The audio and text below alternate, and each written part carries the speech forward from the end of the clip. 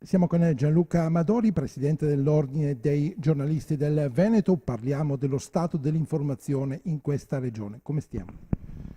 Purtroppo lo stato dell'informazione è abbastanza problematico, un sacco di stati di crisi sia nella carta stampata che della televisione, perdita di posti di lavoro e soprattutto un'informazione che tende sempre di più allo spettacolo e sempre meno agli approfondimenti. Ecco, io credo che oggi qua dall'Assemblea dei giornalisti sia stato lanciato un appello perché tutti i giornalisti invece facciano più inchieste, più approfondimenti e l'informazione delle testate giornalistiche punti a questo.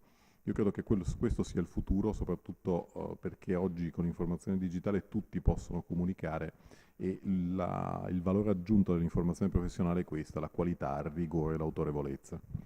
Queste inchieste, gli approfondimenti richiedono ovviamente anche degli investimenti che soprattutto a livello editoriale, insomma, è difficile che vengano fatti.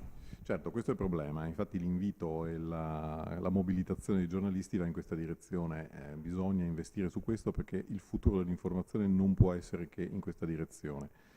Credo che la situazione del Veneto sia migliore di quella di altre regioni, ma questo non ci esula dall'impegnarci ancora di più perché in questa direzione si vada.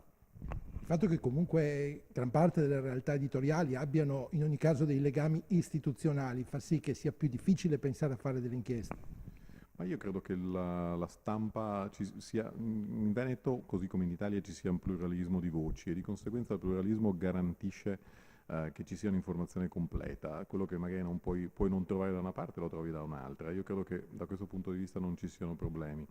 I problemi sono come le aziende editoriali riescono a mantenersi. Oggi le copie cartacee sono sempre di meno, la pubblicità è letteralmente crollata e ancora si fa fatica a mantenere le aziende editoriali con le entrate dei media digitali. Ecco, questo è il problema vero, come riuscire a fare business, come l'azienda editoriale possa mantenersi, questo è il problema principale di oggi.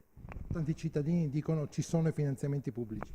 Ma i finanziamenti pubblici credo siano essenziali se dati con rigore, se dati alle aziende magari che innovano e che fanno informazione corretta. L'informazione è un bene, è un patrimonio pubblico e di conseguenza deve essere sostenuto dal pubblico. Non è ipotizzabile che le aziende vengano lasciate da sole perché più aziende chiudono, meno voci ci sono e meno i cittadini possono essere informati.